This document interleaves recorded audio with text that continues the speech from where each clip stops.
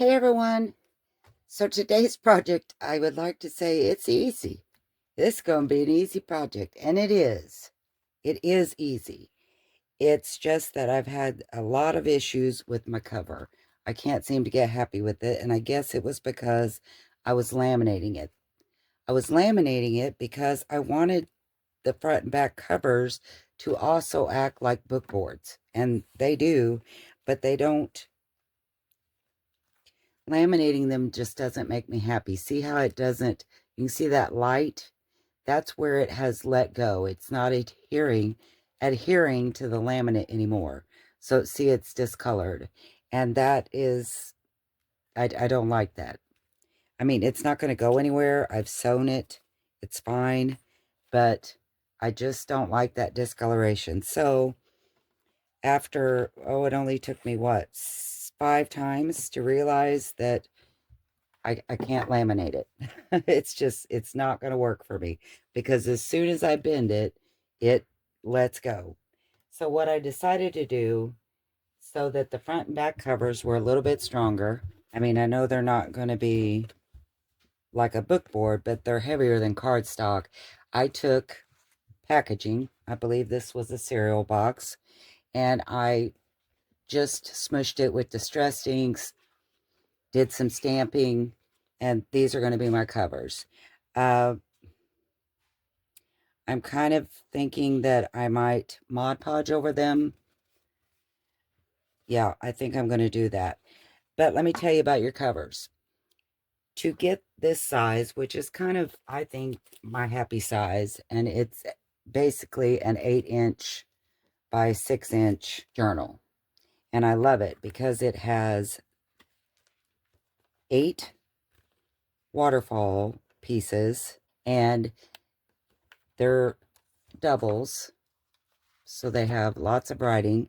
So basically, it's 32 pages. I loved this one. Oh, I was so in love with these papers. Look at them. Aren't they beautiful? And again, they're the doubles. But I messed up the cover, so that one gets to be mine. This one with all the beautiful Christmas,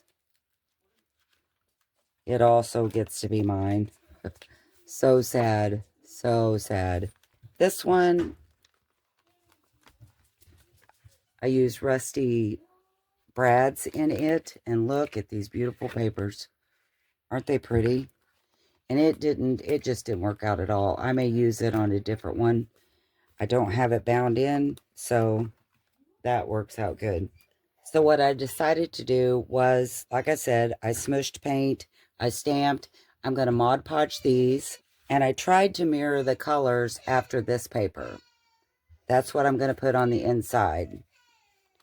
And I think when I Mod Podge the front, I'm going to Mod Podge this down as well, just to kind of give it a sturdier feel. Your covers are 9.5 to get that size journal, and 8 by 6. Your covers are going to be, your front cover will be 9.5. Your back cover will be 8.5. And the reason for the half inch or the inch difference, you have to fold this one over, and we leave an inch for that. So that's the measurements on your cover. And of course, like I said, I have 2 pieces that are going to go on the inside. And they're also going to measure, well, actually, all they need to measure is 8.5 each, because the inch piece is going to be folded over and you're not going to see it anyway. Now, besides our 6 by 6 sheets, we need one more piece that needs to measure anywhere from 4 to 4.5 inches. So I'm going to take a piece off of one of these covers. The back cover only has to be 8 inches, so I'm going to cut 4 inches off and use that for my waterfall piece. Actually, I said that back cover was 8.5, didn't I? So that won't be enough. 8.5, I need it to be, I'm only going to be able to cut off 3.5 inches. So let's see if we can make the waterfall out of that. I don't know if it's going to be enough. Basically, we're going to score every 1/2 inch. And every 1/2 inch, with the exception of the first score, the first 1/2 inch score will remain. The other ones, for every 1/2 inch, you're going to get 2 pieces of paper. So we need 4 total to have 8 sheets. I hope that made sense. So we're going to score at a 1/2 inch.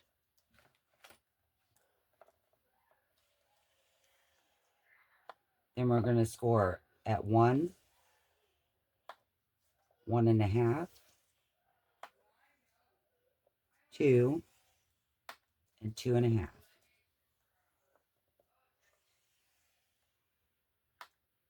Okay? So we've scored it 5 times. The first one, we're going to leave as is. The next ones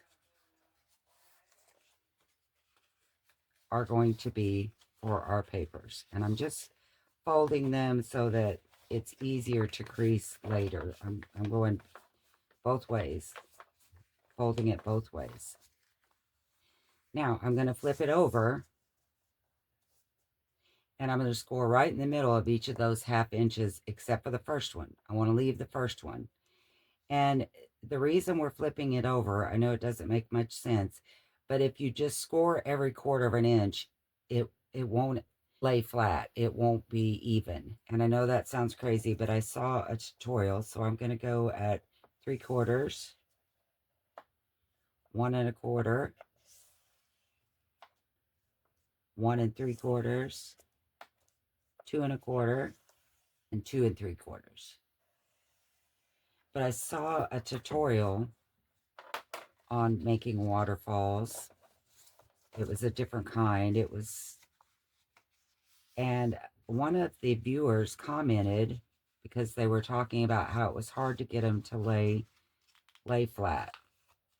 All I'm doing right now is just folding them back and forth, so my creases are really easy to work with once we start building our accordion.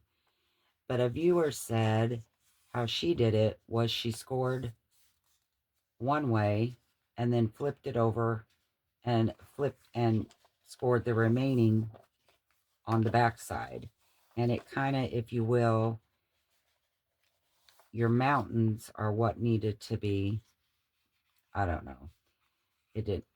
Now that I'm saying it back, it doesn't make any sense, but just trust me, it will work out better if you score your 1/2 inch, flip it, and do your quarters, which are right in the middle of your hat. I'm going to stop talking because I just make it more confusing when I talk. Okay, so I've just went back and forth on my crease lines to make sure they're easier to go. Now, I want this to be on my back. That part will be seen a little bit. So I'm going to fold over my first 1/2 inch, and then each mountain, if you will, is going to be the 1/4 inch. So I'm just going to bring those 1/2 inch pieces. I'm going to just do my accordion like this. When I try to walk myself through it, I don't make sense. So I'm basically doing my fan now.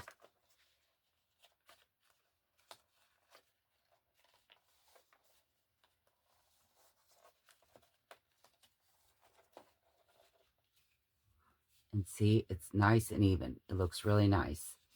And to do that,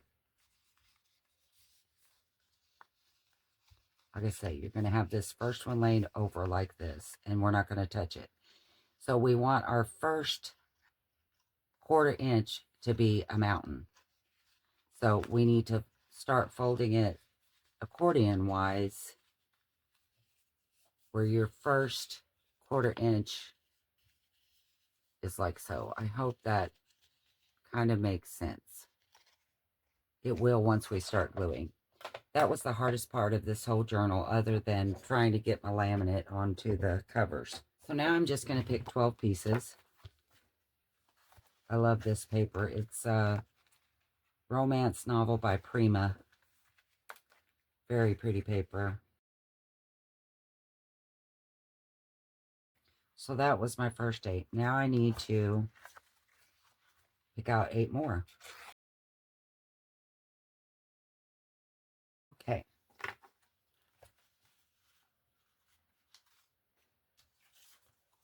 So I'm going to start with my first 1/4 inch that's a mountain on this side of it.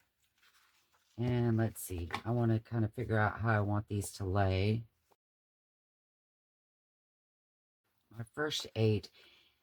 Another thing is, some of my waterfalls that I made before are horizontal, like this one. My papers are horizontal, so I could write like this. That's more comfortable for me, and that's how I'm going to build this one. But the very first ones I built are vertical. I don't know that any of these are patterned like this. See, I made all of my pages vertical. This one has some pattern paper, and I set them vertical. But I'm going to make this one horizontal, so you can make it either way. But I want to make sure that all my pages are setting, if they're directional, the way they should be.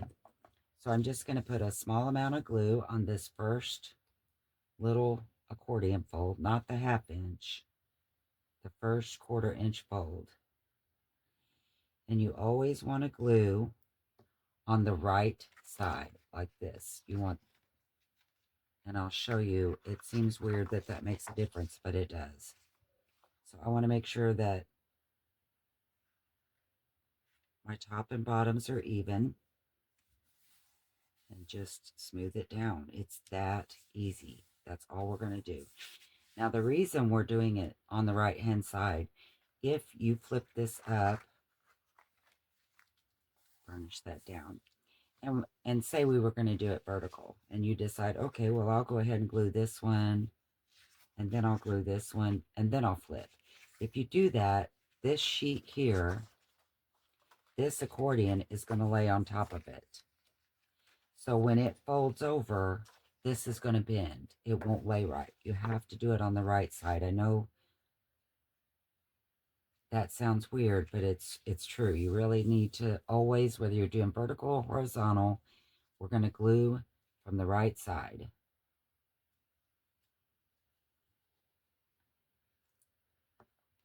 And as long as you make sure that that first accordion is like I showed you, it's super easy to, and look, I did that upside down. This directional one, and I just did it upside down. So I need to take that glue off. Just giving you a big spiel about it, and look what I did. Let's try this again.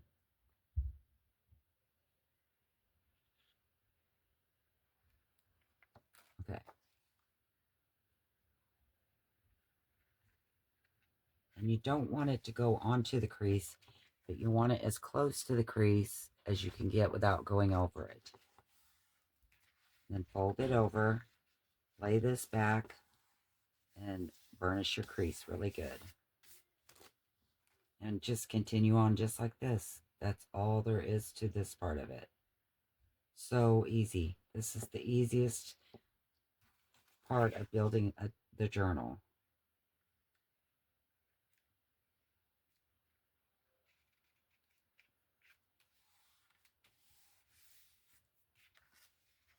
And then when you fold back, make sure you got your 1/4 not laying back the whole half. As long as you did your first accordion like I showed you, you won't have any trouble. If you have your accordion opposite of what I showed you, it's very easy to get 2 of them into one, and then you won't have them layered right. Another thing I've noticed, as long as you buy a paper pad that's 6 by 6, you know for sure they're all 6 by 6. They're all the same size. But sometimes, and I do it a lot, I will buy paper packs that someone else has built out of maybe a 12 by 12 stash or whatever. And a lot of times their tools or their cutting, however they do it, is different. So they're not always 6x6. And then your waterfall will be off on the edges. And that's okay too. We can always fix that. And I actually have one that's like that, and I'll show you what it does and how we can fix it.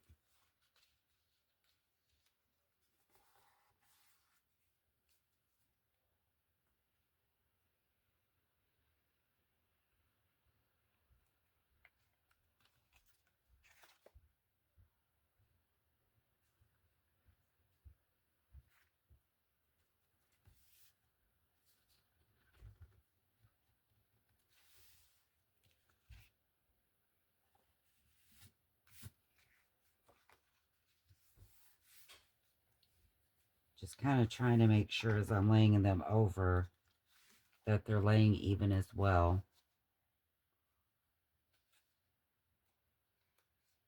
And so far it looks like I'm laying really well on these edges. I was going to show you real quick. This one was actually one that was hand cut. So you can see these are different a little bit on the edges. It's not even at all. But what you can do when you're done is just take your ruler and a box knife or X-Acto knife and just straighten out those edges before you put it in your cover, and it will be fine. You can make, as long as they're approximately 6x6, you can always even them up.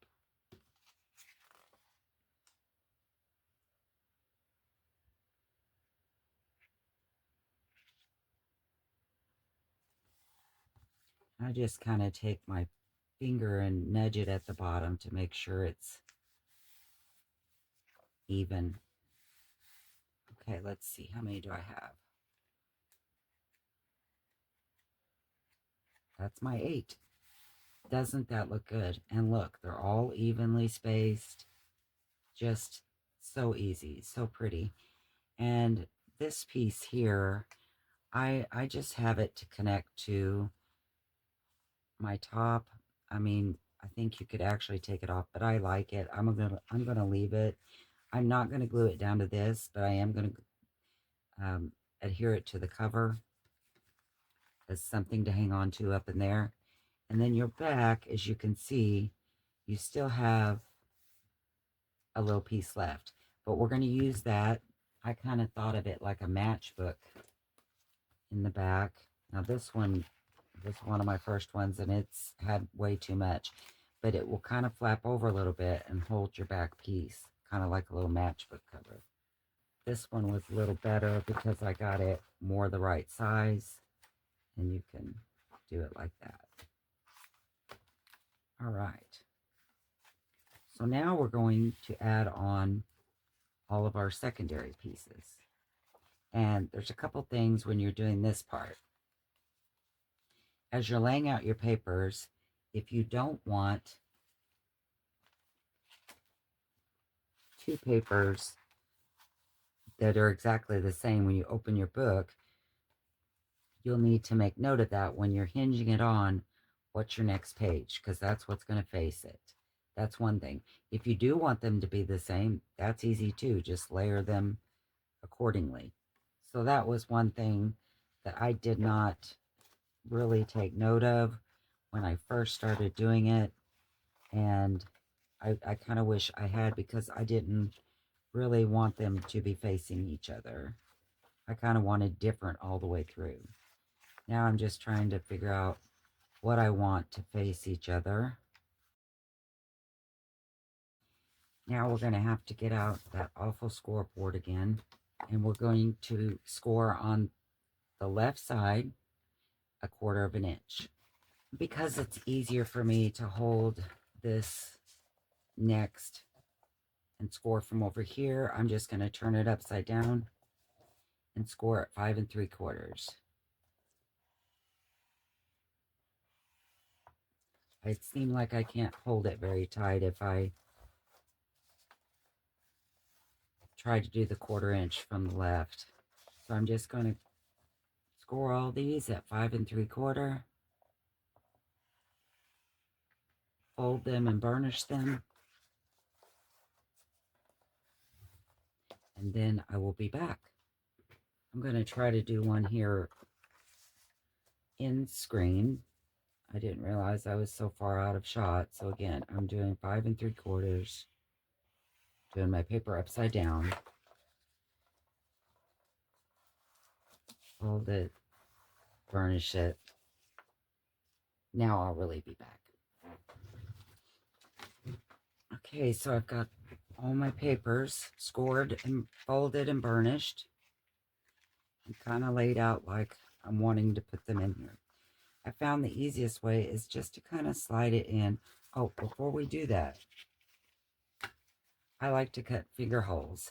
So I find, you know, if you're a little bit OCD, even though you won't see them next to each other, and you want to have them in the exact spot,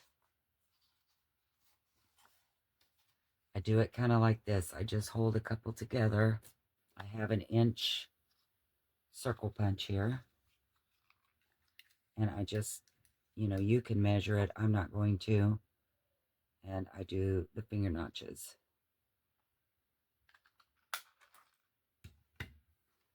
These are good pieces to keep too, because they make nice tabs.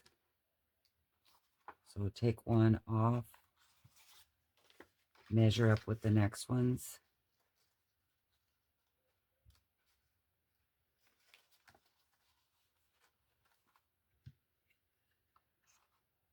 and cut them out again.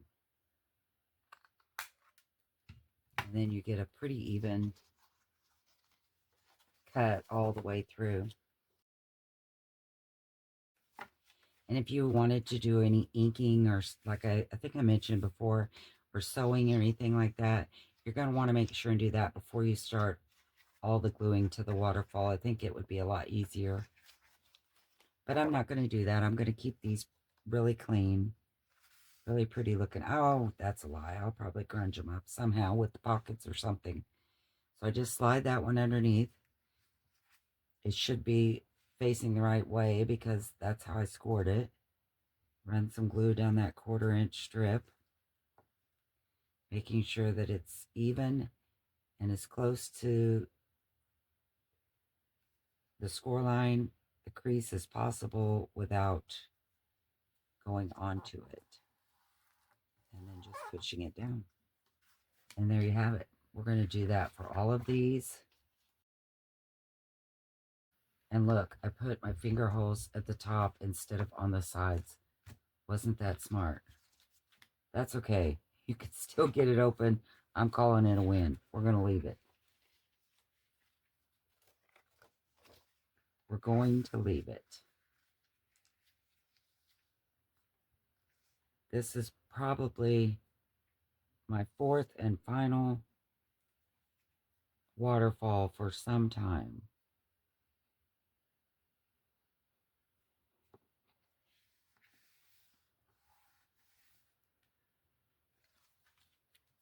I should have put the finger hole on the sides.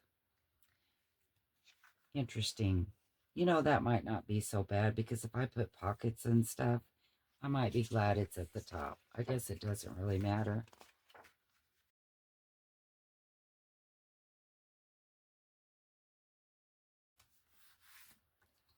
And this is what your back will look like. That's like a little flap to hold it closed. And I love it. Isn't that beautiful? I love it. I hope you like it. So that worked out perfect, taking 3.5 inches off of the back piece. We still have plenty for our back. I could have actually took another 1/2 inch off of it, but that's how big I made my backboard, so it's going to be perfect. Absolutely perfect. I love it. So now what I'm going to do is I'm going to glue my covers, inside covers, to my outside. I'm going to trim this one down because I left it at 12. I hadn't cut it down yet. So I'm going to glue those down, Mod Podge the front. I'm not sure about the backs yet. That'll be a surprise, won't it? And then when I come back, we're going to assemble it all and we're done. It was that easy. I mean, that really did look easy, didn't it? You wouldn't think that would have taken me how many books? 5 to figure out. I'll be back. Okay, so I Mod Podged the front and the back covers. I glued my scrapbook paper on the inside, trimmed it all down, and then I did a little more stamping on the scrapbook paper to kind of mirror the front, mirror what I had done. And I'm not sure exactly if I'm going to Mod Podge this part. I have a lot of ideas I want to do for the cover. I'm thinking old doilies, tea-dye doilies, maybe some laces. I don't know. But I thought I would go ahead and show you how to assemble it. Even though I'm not ready for that step, I can show you how to get there. So what I did was I put everything together, lined up the waterfall edge with my back cover, like so. Then I took the front cover and lined it up with everything so that the ends meet, okay? And then I turned it over, and I just took my stylus and went right along that edge, just kind of scored it right along that edge of the back cover so that this piece will fold on the inside. And that's how it's going to be, just like that. Now, one more step after we've done that, you can take the back off. Now that we have our fold, we know where our fold is going to be. And it looks like that fold is exactly 8.5. So from that 8.5, I'm going to score it at 8 because I know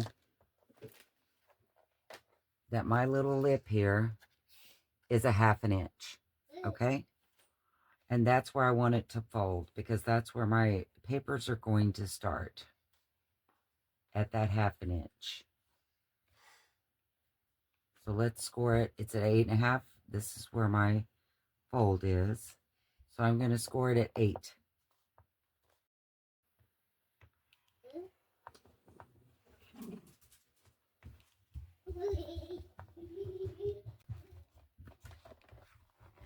And I'm just going to fold that.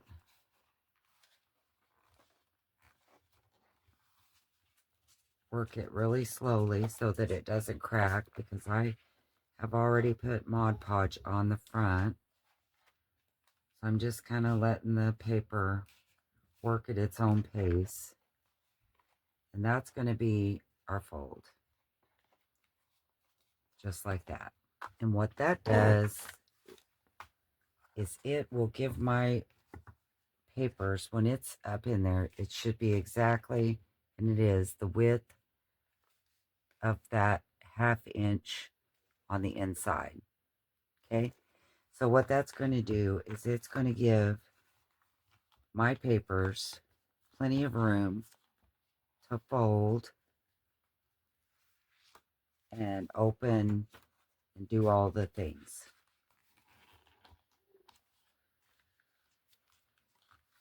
So by putting this 1/4 inch, I had it laid over so that you could see you want it that exact size because that's going to go up in there just like this.